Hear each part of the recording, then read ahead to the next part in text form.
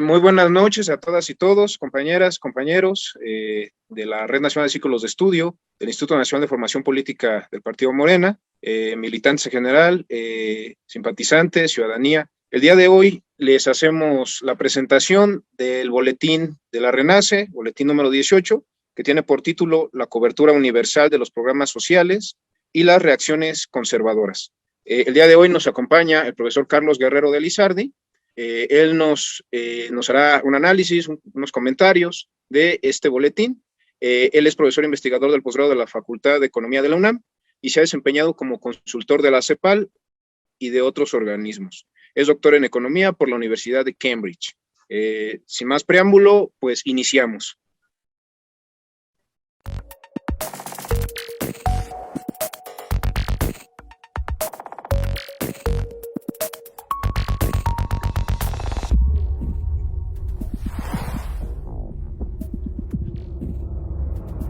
Ok, les leo el boletín para que podamos entrar en materia. Como les comentaba, el título de este boletín es La cobertura universal de los programas sociales y las reacciones conservadoras. En la conferencia de prensa del día 6 de enero de 2022, AMLO dijo que la 4T ofrece programas sociales a los de abajo, mientras que a los de arriba, a los empresarios, se les ofrece el tratado entre México y Estados Unidos y Canadá, el TEMEC, que busca atraer inversiones y generar una reactivación económica. Cito, yo digo, arriba los de abajo, pero no digo abajo los de arriba, porque a los de arriba también quiero que les vaya bien. Lo que no quiero es que haya privilegios, porque a los de arriba también quiero que les vaya bien. Los propios empresarios que apoyan a la 4T también apoyan los programas sociales, porque se fortalece el mercado interno. Uno de los temas que ha caracterizado a los gobiernos de la 4T en diferentes niveles han sido los programas sociales, los cuales se han ampliado, tanto en sus montos económicos como en la cobertura a la población. Se busca garantizar a los jóvenes, adultos mayores, madres solteras y a la población vulnerable un apoyo económico que les garantice una vida digna, contrario al neoliberalismo que los dejó abandonados. Sin embargo, hay una reacción conservadora que se molesta porque a los pobres les regalen el dinero, entrecomillado, pues los volverán flojos, entrecomillado. Lo que se observa en ellos es un profundo clasismo, pues ese sector conservador no tolera que los recursos públicos se canalicen en favor a los más pobres. Pero no decían nada cuando de rescates, deducciones y de impuestos y demás transferencias públicas a manos privadas se trataba. Si bien la política social para ser más efectiva requiere del fomento de inversiones, incremento de productividad y más crecimiento, lo cierto es que en la 4T se incluye a todas las personas. Tenemos ahí mismo en el boletín tres caricaturas y una les comento, se las leo. Está un empresario, así ya saben, grande y choncho, ¿no? Rechoncho, y dice, es indignante que el gobierno gaste millones para premiar a los huevones. Y hay una persona de a pie, un ciudadano, que dice, enfrente de él, dice, ¿te refieres a los subsidios y exenciones que les dieron por años a su grupito de cuates empresarios? Esa es la caricatura que tenemos otras dos, pero bueno, con esa es suficiente para ilustrar un poquito, ¿no? Los argumentos, el tema central de este boletín. Comentarles que justamente durante el régimen neoliberal, el cual el gobierno de la Cuarta Transformación, encabezado por el presidente Andrés Manuel López Obrador, ha señalado en repetidas ocasiones como un productor de desigualdad, ¿sí? Como un productor de pobreza.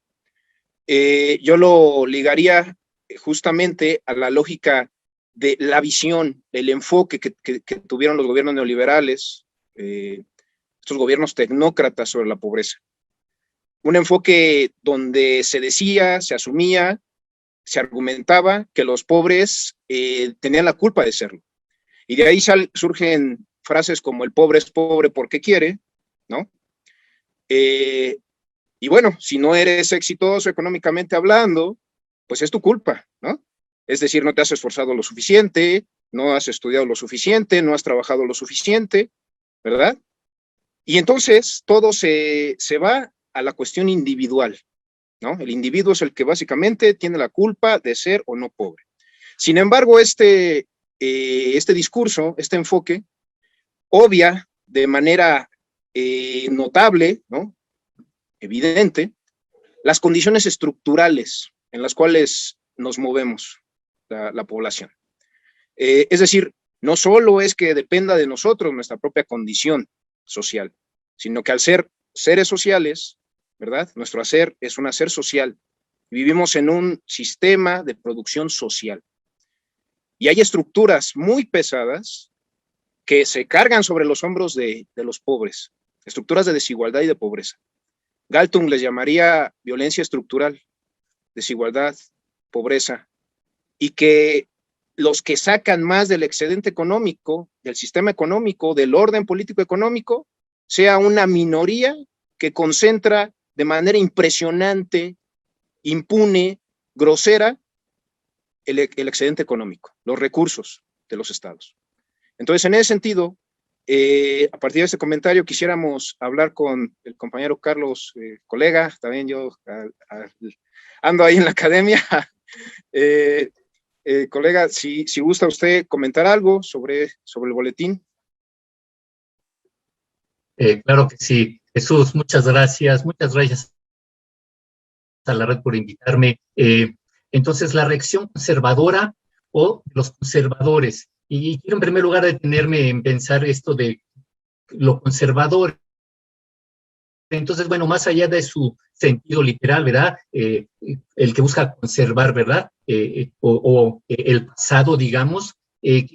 Soy economista, estudié en la UNAM y en la Autónoma de Madrid, que quiero pensar, ¿verdad?, qué es lo conservador y darle algún sentido desde la teoría económica ortodoxa. Entonces, quiero comentarles en primer lugar que sí, desde la teoría económica ortodoxa, es decir, la que se enseña sobre todo en las universidades públicas y privadas, en las licenciaturas y en los posgrados, y también, por ejemplo, en las escuelas de gobierno, es la teoría económica ortodoxa, que mínimamente reconoce la existencia de la política social, y no solamente que exista, sino también señala en cómo y da un paso adelante en su evaluación. ¿Qué quiero decir? Miren que para la teoría económica ortodoxa, el Estado tiene muy pocas, el gobierno tiene muy pocas funciones que justifiquen su existencia, ¿de acuerdo? Y entonces, a ver, les pongo otros ejemplos. No solamente ven mínimamente la política social,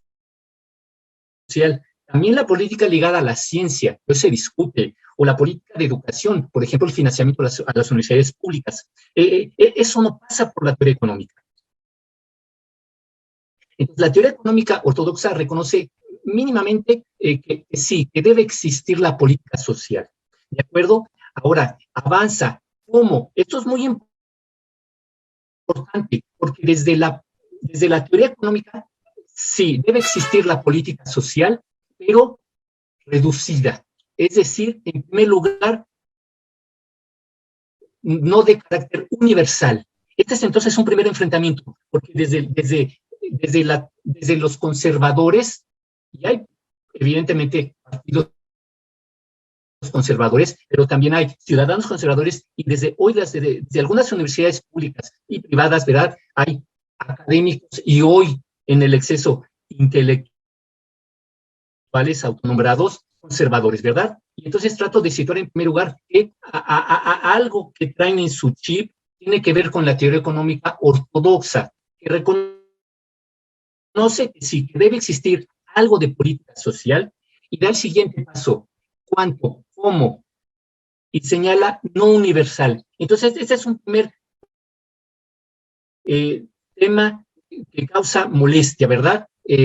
Porque, a ver, en un país con la última información del Coneval, en el solamente el 23.5% de la población, ¿verdad? Solamente, digamos, el 25% de la población, de toda la población de México, alrededor de 120 millones, no son pobres y no son vulnerables. O sea, estamos hablando de veintitantos millones de mexicanos que no son pobres y no son vulnerables. El resto, la mayoría, el 75% de la población en México, cae en alguna de estas mediciones de pobreza multidimensional del Coneval. Entonces, a ver, en un país tan, con una sociedad rota, déjenme decirlo así, como es la mexicana, ¿cómo, con qué cara se critica la existencia de programas universales, ¿verdad?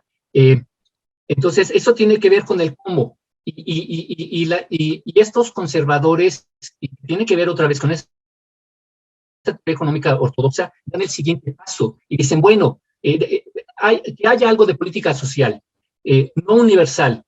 Y además, como hay fallas de gobierno, hay que evaluarla, ¿verdad? Y esto se hizo y se sigue haciendo, pero mucho menos se hizo en las administraciones anteriores. Y la evaluación de las políticas en general y de la política social es un gran negocio.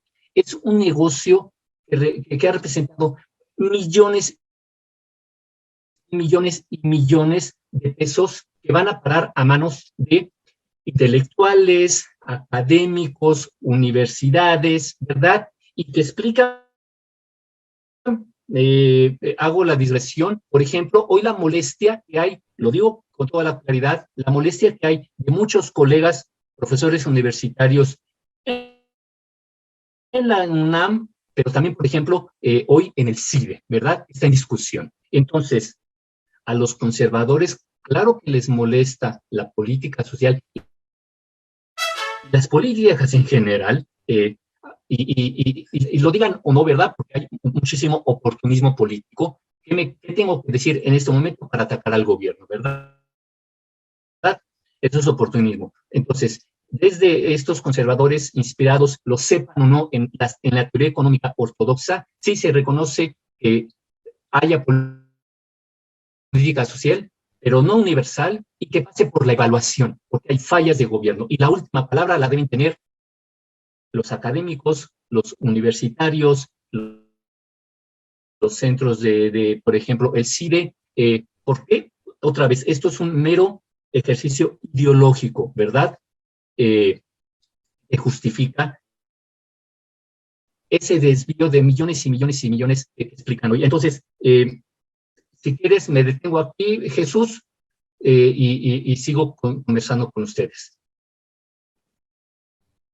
Muchas gracias, muy interesantes los datos y las líneas argumentativas que trazas acá. Justamente mi comentario anterior quería llegar a un poco a enlazarse a lo que ahora nos comentas. Justamente digamos que este régimen neoliberal, tecnócrata, justo tenía una política social que muchos autores latinoamericanos han criticado de asistencialista y de clientelar. Y justo es interesante porque los que desplegaron, a ver, no es que haya sido, ojo, no es que haya sido un invento del neoliberalismo, el clientelismo y el asistencialismo. Eso ya, pues obviamente, en México también hay una tradición fuerte, históricamente hablando, de esos fenómenos políticos. Pero el neoliberalismo lo profundizó, ¿no? Pudiéramos decir. Lo profundizó en el sentido de que no atacó estructuralmente la violencia, como lo mencionamos partiendo de Galton, es decir, la pobreza, la desigualdad, ¿no? La concentración de la riqueza. Eso no lo atacó estructuralmente. Lo que hizo más bien fueron políticas sociales que en algún momento sí bajaron a 3 puntos, 2 puntos porcentuales la pobreza a través de las transferencias condicionadas, ¿no? Ese era un poco el esquema. en la gran mayoría de los países latinoamericanos que tenían regímenes neoliberales. Pero otros autores también dirían que más allá de no contenerla estructuralmente, es decir, ni siquiera se lo planteó, pues, ¿no? Más bien lo que buscaron y lograron fue solamente mantener la pobreza como estaba, o incluso en algunos países se profundizó.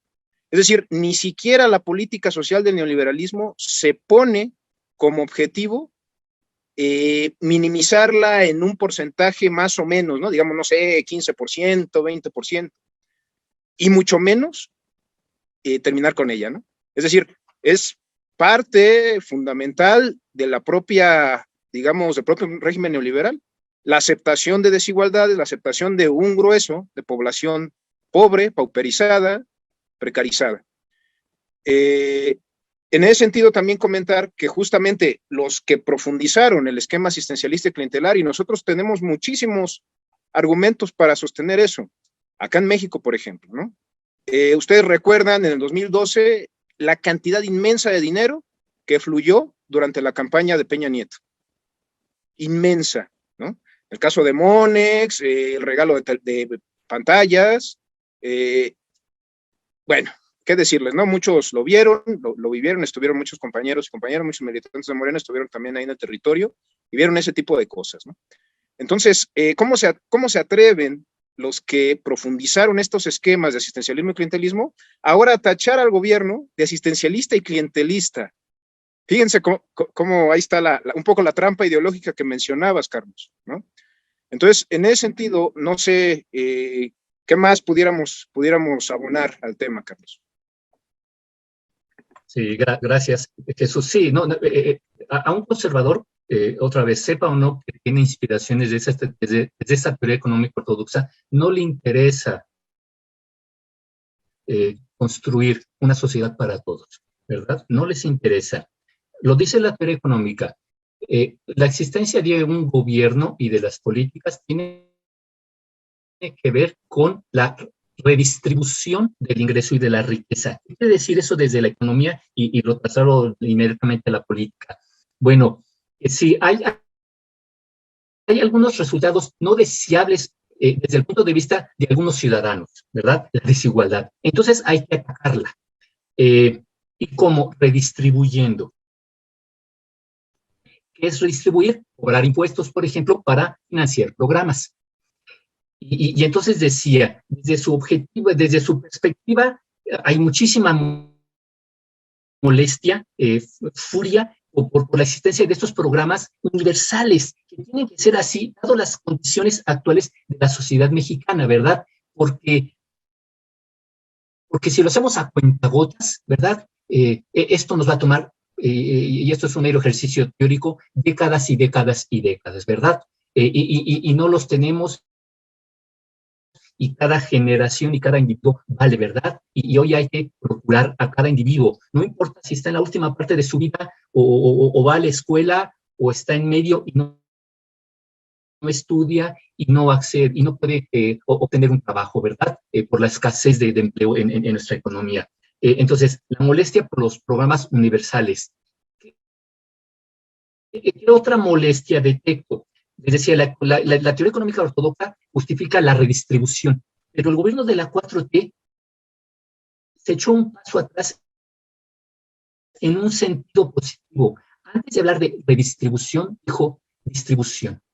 ¿Qué es esto? La fijación, por ejemplo, de sueldos y salarios máximos para los burócratas, empezando por el señor presidente, ¿de acuerdo? Esto ya no es redistribución, es distribución. La distribución tiene que ver con nuestros ingresos y la riqueza, no hablo ya de la riqueza, los ingresos, que tienen que ver directamente con los salarios, los sueldos y las ganancias, los beneficios de las empresas. Esos son los ingresos. Después, la teoría económica reconoce que hay que redistribuirlos, por ejemplo, cobrar impuestos progresivos a los que más tienen para con eso financiar programas sociales, por ejemplo. Y AMLO echó un paso para atrás y dijo, bueno, antes de hablar de la redistribución, mejor estemos en la distribución, ¿verdad? Y echó para abajo y correctamente los salarios exorbitantes que están fuera de lugar para México y para muchos, y la mayoría, si no todos los países en el mundo. Salarios exorbitantes, ¿de acuerdo? Los bajó. Y claro, esto también ocasiona muchas molestias, porque estos conservadores no solamente ven la política social universal, sino en el momento en que el presidente se baja el salario, ¿no? Las burocracias universitarias, que son el medio que más conozco, claro, se ponen en alerta. Y cientos y miles de profesores, y me incluyo, que tenemos una posición muy cómoda, ¿verdad? Y que pertenecemos a esos deciles, al 9 y al 10, a los privilegiados de esta sociedad mexicana. Claro que muchos profesores están erizados, ¿verdad? Porque esta propuesta económica, que es una propuesta económica social del presidente, implica llamar la atención respecto al origen, ¿verdad?, de las desigualdades, ¿verdad? El origen, la distribución, no la redistribución, porque eso siempre va a ser el segundo paso y además muy limitado, ¿de acuerdo? El primer paso, el origen del problema al principio, la distribución, ¿verdad?, de los ingresos. ¿Y cómo distribuyemos los ingresos? ¿Qué rebanada podemos acceder de ese bienestar material? De todo lo que producimos los mexicanos tiene que ver con nuestros ingresos, ¿verdad? Y entonces bajarse el salario, ¿verdad? Y a toda la burocracia y eliminar, por ejemplo, el seguro de gastos médicos mayores, etcétera, muchos y muchos gastos, ¿verdad? Es decir, queremos construir una sociedad, una mejor sociedad, reparar esta sociedad rota, ¿verdad? Entonces, bajamos salarios y al mismo tiempo subimos el salario mínimo. Esto no lo había hecho ningún gobierno, ¿verdad? De manera que en verdad está absolutamente fuera de lugar y es vergonzoso. No solamente que los conservadores políticos no los celebren, ¿verdad? Y vean la importancia para cambiarle la cara a este país de aplanar la heterogeneidad de los ingresos en términos de reducir el techo y aumentar el piso, ¿de acuerdo? Esto es clave, de esto depende, es el origen del bienestar material al cual podemos acceder unos y otras, y el origen de las muchas desigualdades, ¿verdad? Porque si pequeños y pequeñas tienen un hogar en el que ni siquiera pueden comprar la canasta de subsistencia, ¿verdad? Son pequeños, mal alimentados, y es el origen de las desigualdades, ¿verdad? Y de la salud, etcétera. Entonces, pareciera que es política económica, pero no, es política social, porque desde la ortodoxia el mercado de trabajo es un mercado, pero hay otra economía, la heterodoxa, que dice que es una institución clave y que tenemos que procurar que funcione de la mejor manera. ¿Y qué es procurar que funcione de la mejor manera? Que distribuya mejor los beneficios del excedente, el excedente económico, como bien lo dijiste, Jesús, entre todas y todos los mexicanos. Entonces, hay molestia porque son programas universales, ¿verdad? Y entonces es decirles, me tomo en serio querer construir otra sociedad y puso límites a los ingresos, ¿verdad? Y claro que burócratas universitarios, profesores universitarios, que además hicieron un negocio de evaluar programas sociales, un negocio multimillonario, claro que están muy enojados porque les tocó el bolsillo. Aquí paro, Jesús. Excelente, excelente análisis, profesor Carlos.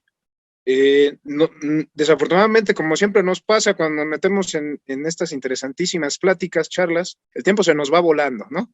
Entonces ya nos queda poco tiempo, pero vamos a tratar como de hacer más con menos, ¿no? Una versión, digamos, económica heterodoxa sería, ¿estás de acuerdo? ¿O no? Depende quién lo diga. Gracias, Carlos. Bueno, sería, si están de acuerdo, pasamos a ver algunos saludos de los compañeras que nos están viendo en el Facebook y también comentarios, por favor.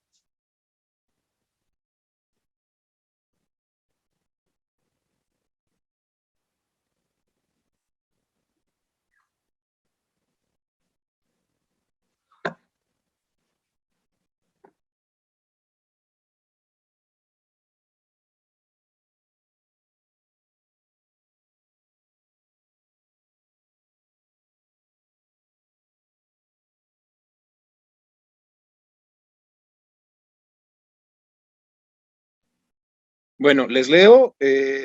Saludos. A ver, voy a tratar de leer los más que se pueda. Saludos de Morelia, Michoacán. Tampico, Tamaulipas. Saludos combativos. Saludos. Va a ser un poco de eco, disculpen, pero ya saben cómo es esto. Sí, le bajo tantito, para que no escuche tanto eco. O más bien le bajo todo, ¿verdad? Ya ven cómo de repente la tecnología no tiene honor y luego nosotros no somos tan técnicos como quisiéramos. Vale. También compañeras Mariana Jaimes, de Tatzco, de Alarcón Guerrero. Nos dice Jesús Perrusquía, los conservadores reaccionan desde su posición de privilegio. Exactamente. Saludos desde Tejupilco, Alan Andrés Villa. Agradecemos el esfuerzo para presentar el boletín semanal. Muchísimas gracias. Saludos de Tlatlaya, Estado de México, Víctor Mara Montoya, Juan Pichardo desde San Miguel Chapultepec, Estado de México, Alberto Ojeda, saludos de Nesa. Y bueno, me parece que no hay como preguntas, ¿verdad? Nada más es que son saludos. Entonces, discúlpenos si no leemos todos. Bueno, Félix Ruiz Reyes, Atizapán de Zaragoza, Estado de México. Pero ya saben que con muchísimo cariño les presentamos este boletín cada semana y es justamente para que tengamos esa información fundamental para poder combatir las mentiras, ¿no? Y esos giros y vueltas ideológicas que la derecha, la clase dominante y, bueno, pues ya los conservadores difunden en los medios de comunicación tradicionales, ¿no? Bueno, entonces, comentar brevemente que justamente el gobierno de la 4T tiene este enfoque, ¿sí? Que va en contra del clientelismo y del asistencialismo. ¿Cuáles son los argumentos? Se los voy a decir así muy rápidamente. Uno, se puso fin a los intermediarios. El esquema de dispersión de programas sociales ya no tiene intermediarios. Antes sí tenía. Por eso es que incluso hubo organizaciones que se fueron a manifestar en contra de esa medida contra el fin de los intermediarios. Ojo, eso es fundamental, compañeras y compañeros. A nivel federal no hay ya intermediarios. Es decir, ya no hay gente que en cada sección electoral decida a quién sí le da y a quién no. Entonces, esto se hace mediante un censo nacional más bien, comandado por la Secretaría de Bienestar y los servidores de la Nación en todo el país, a nivel federal, y ellos tienen el lineamiento y la obligación de censar a todo mundo. Todos los que cumplan los requisitos tienen que ser censados. Entonces, imagínense, ahí hay un cambio sustantivo que la derecha no quiere ver, que la clase dominante no quiere ver. Ojo con eso. Otro, 5 programas por lo menos se volvieron derechos constitucionales. Derechos constitucionales. Ya no son nada más así un programita derivado de alguna otra norma, sino que más bien es un programa que responde directamente a la Constitución, ¿no? Es decir, ahora es un deber que el gobierno destine un conjunto de recursos para estos programas sociales. El otro, que ya comentaba el profesor Carlos, la universalidad, por ejemplo, del programa Pensión para el Bienestar de los Adultos Mayores. Eso es para todo mundo. Ahora ya bajó a 65, antes de 68 y más, ahora es de 65 y más.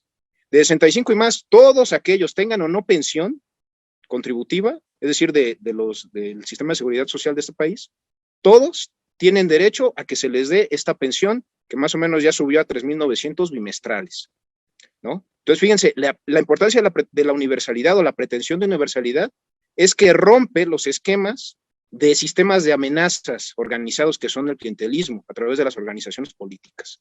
Porque entonces ya no puedes tú amenazar a alguien de que vote por ti, de que vaya a tu junta, de que quién sabe qué.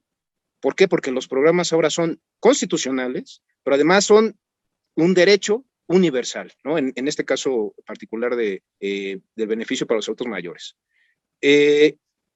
También está la localización de oportunidades de trabajo y estudio, es decir, las oportunidades de trabajo y estudio se están llevando a las comunidades, a las localidades, con 3 programas, Jóvenes Construyendo el Futuro, que no es darles dinero a los ninis, pero además hay que entender que esa versión de ninis o esa idea de ninis es la estigmatización y la criminalización de la pobreza y de las juventudes durante el neoliberalismo. Entonces, ya ni siquiera decirles ninis, ¿no? Pero estos jóvenes que en algún momento, eventualmente, quizá no estuvieran trabajando y estudiando, pudieran tener una beca, que ahora ya ronda los 5,000 pesos, un seguro médico durante un año para que se capaciten en el área de trabajo.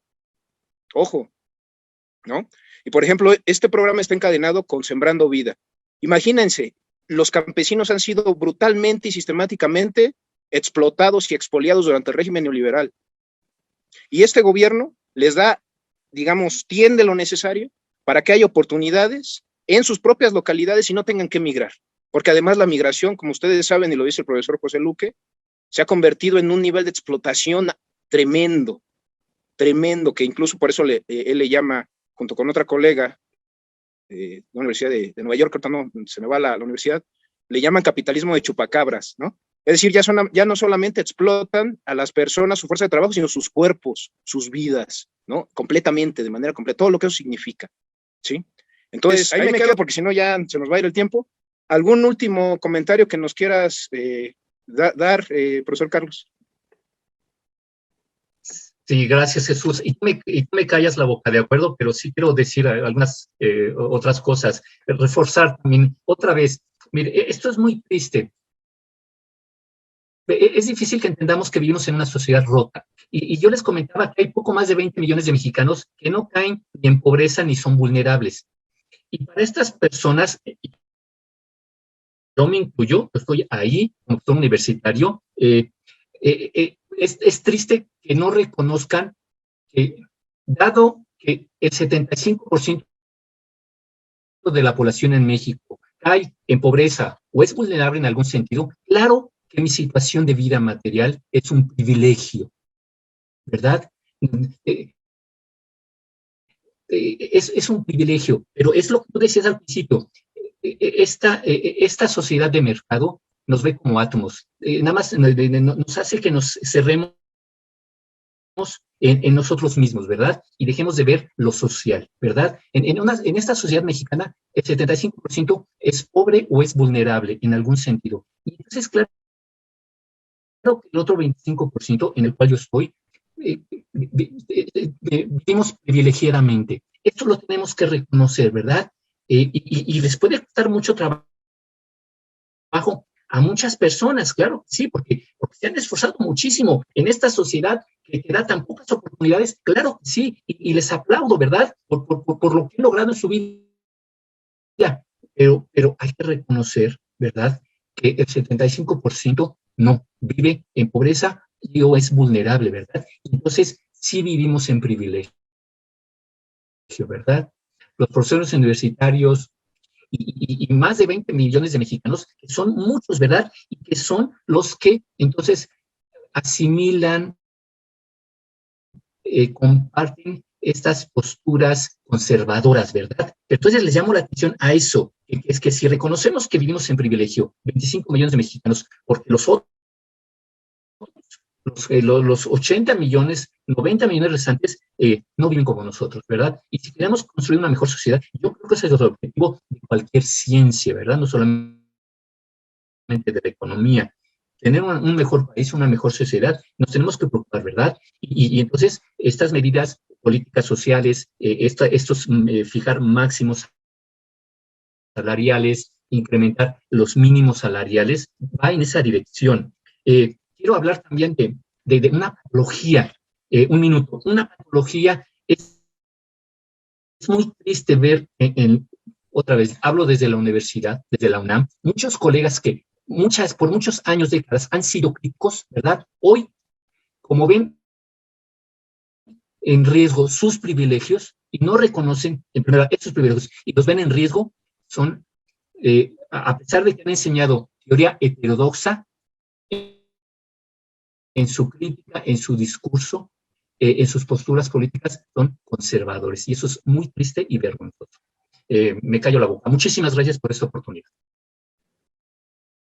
No, muchísimas gracias a usted. Yo le estoy hablando de tú, pero no sé si cómo le parezca. Bueno, Carlos, muchísimas gracias por participar en este boletín, en esta presentación del boletín número 18. Me permito hacer un comercial antes de que ya despidamos. El equipo técnico ahorita ya me está picando las costillas.